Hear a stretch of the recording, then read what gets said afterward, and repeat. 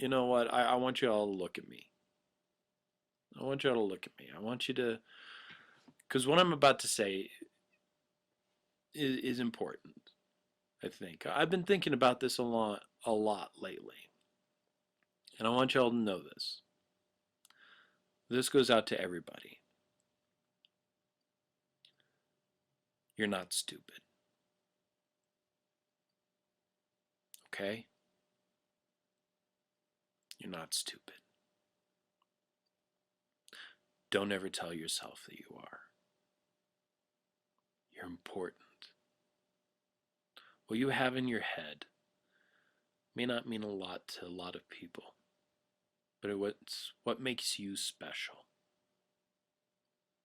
You are important. You mean something. And you're going to go out there and you're going to do some wonderful things. But first and foremost, you're not stupid. You're not an idiot. Don't ever tell yourself that you are.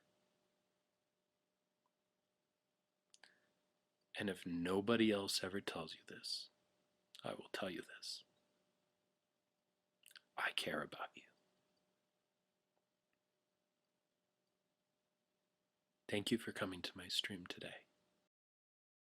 You know, I never thought that a video like this could be made about this guy, let alone that I'd be the one to make it. I was such a big fan of his, and I watched tons of his videos and even had his face on my 15th birthday cake. I'm filled with anger and disgust at this man, and my fondness and admiration has turned to contempt and revulsion for this sack of human waste. The internet is a vast, massive land of people, ideas, and opinions. It's a fascinating place, and considering everything we can do and have done in the past with it, I consider it mankind's greatest social creation. However, with the good must come the bad. There are vile and awful people that populate the World Wide Web, filled with hate and love for hurting others, but once in a blue moon there comes along a persona that seems utterly pure and devoid of indecency. As a result, they become beloved by the people. But that's only until that individual's true nature becomes known. This is one such story.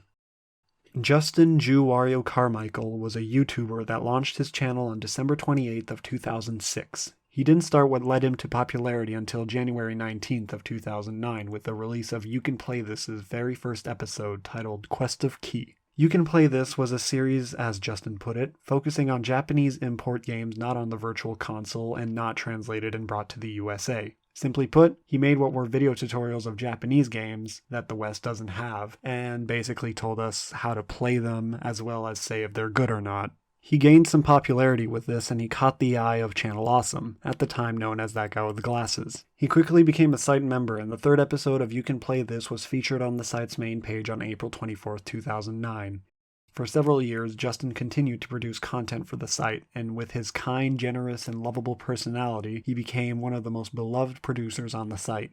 On February 15, 2013, Justin announced via his Tumblr, the JewWario universe, that he was moving on from Channel Awesome. However, he was still going to continue You Can Play This in other works. I couldn't find the Tumblr post itself as his Tumblr only goes as far back as September 16th of 2013. Even the Wayback Machine gave me nothing of substance. However, from what I could find of people talking about it, no solid reason of his leave was given. He continued uploading content like he said he would, but not for long. On January 23, 2014, Justin committed suicide, and this was confirmed by his wife 2 days later via her Facebook. Once that announcement was posted, several producers of Channel Awesome made tributes to honor Justin's memory. Doug the Nostalgia Critic Walker, as the Justin that we came across and we remembered was always positive. He was always upbeat. He was always talkative. Even if you were in a bad mood or you were in an awkward situation or something wasn't comfortable, he would always start talking. He would always try to cheer you up and try to make you feel better. Angry Joe Vargas, Brad Cinema Snob Jones, Noah the Spoony One Antweiler, and even Justin's mother each put up their own tributes to Justin. For several years, Justin became a fondly remembered internet producer and everyone spoke nothing but good of him. Kaylin Marsgirl Saucedo even made a 2-hour-long finale to Justin's Famicom and Writer series as he wasn't going to be around to finish it. Flash forward to 4 years later to April 2nd, 2018. An ex-producer of Channel Awesome, Alison Obscurus-Lupa Pregler, releases a 65-page Google document containing accounts from around 20 members and ex-members of Channel Awesome on various mistreatments over the course of 10 years. The document is called Not So Awesome. Pretty fitting if you ask me. This document is huge, but I highly recommend you read it, so you can find a link to it in the description below. Also, it was updated with several more pages 5 days later. After the release of the non-apology that was Channel Awesome's initial response saying, quote, "We sincerely regret you felt that way," Channel Awesome found themselves in even hotter water than before, so they gave a longer response on their site. This response is one filled with lies and misconstruing. Although I won't be covering it here except for the relevant bits later on in the video, I do recommend you read it via the Imgur album I linked in the description below. Therefore, you won't have to give Channel Awesome the benefits of giving them clicks. This response kicked up quite the storm on the internet, and this led to them losing thousands of subscribers per day. That's absolutely unheard of on the platform of YouTube. Although this loss of subscribers alone is definitely newsworthy, it's small potatoes to what was about to be uncovered following the release of this response. In the later parts of Not So Awesome, one Jane Doe talks about how a producer sexually assaulted her and it took the site approximately a year to rid themselves of the offender. In their second response, Channel Awesome dumped a screenshot of the chat logs where Rob Walker and Mike Mashad were discussing dropping the offender from the site, and they were foolish enough to let the dates of these chat logs stay intact. February 12th, 2013. Looking at a February 2013 calendar would tell you that that was a Tuesday. Rob said he'll grab the deviant tomorrow, which was a Wednesday, or Thursday, the day after that. The major clue of the screenshot is when they decide to drop the man on Friday. Now, what day was that again? Oh yeah, February 15th, 2013, the day Justin Carmical left the site.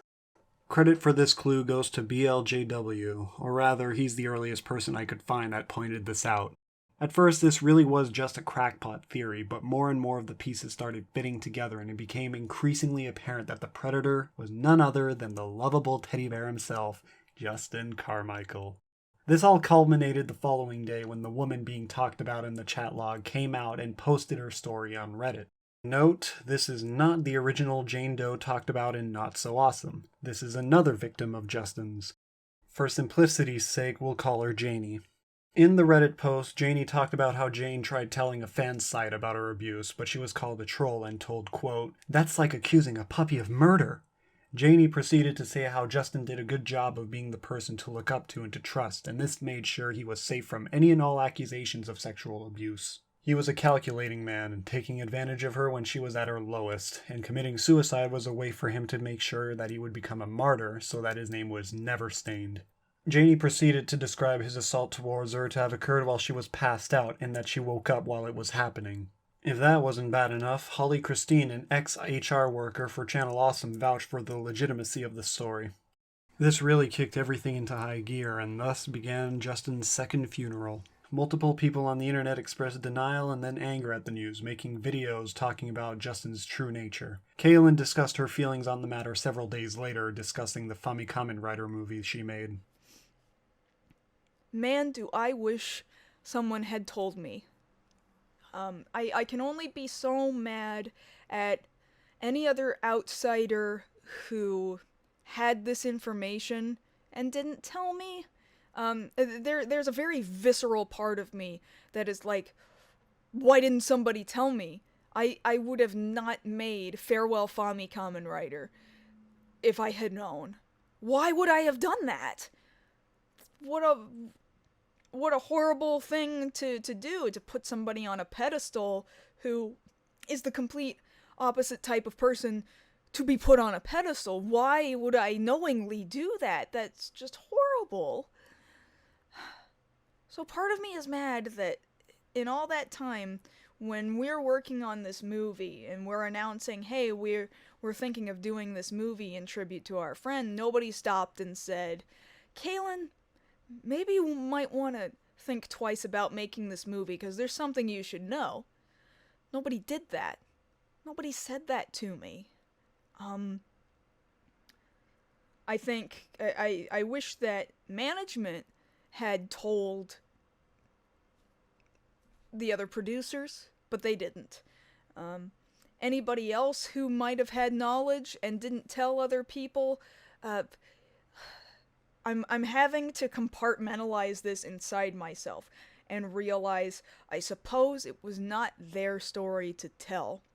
If a victim wants to talk about it, then that's up to them to talk about it. If a victim wants to go to the police, that's up to them.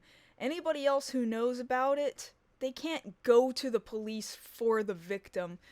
They might be able to say, hey, you might want to check on this person. I hear something bad is happening to them. But only the victim can decide they want to make a report or press charges or whatever. It's literally nobody else's story to tell. And if a victim of sexual assault tells you a story in confidence, what a horrible thing to do to then turn around and start blabbing that story to other people. I should also mention one thing that is now seen in an entirely new light: Justin's Catgirl Army. In his second anniversary of You Can Play This, Justin announced that he was selling official JewWario Catgirl Army badges. I want an army. An army of Catgirls! Yeah, so I'm selling these official JewWario Catgirl Army patches on my site at youcanplaythis.com. Multiple fans of his ordered these badges and declared themselves part of his Catgirl Army. Looking through his Tumblr, it's pretty apparent that he has a thing for catgirls. Whether the emphasis is on the cat or the girl, that's up in the air. But what is not up in the air is that, for Justin, this Catgirl Army was something much more implicit than a cute, exclusive group of his fans. On April 14th, Frederick Knudsen of Down the Rabbit Hole fame held a live stream of him reading Channel Awesome's response and criticizing it. In the live stream, he had an ex-producer of Channel Awesome, Iron Liz, come on and talk about Justin as well as giving a couple anecdotes.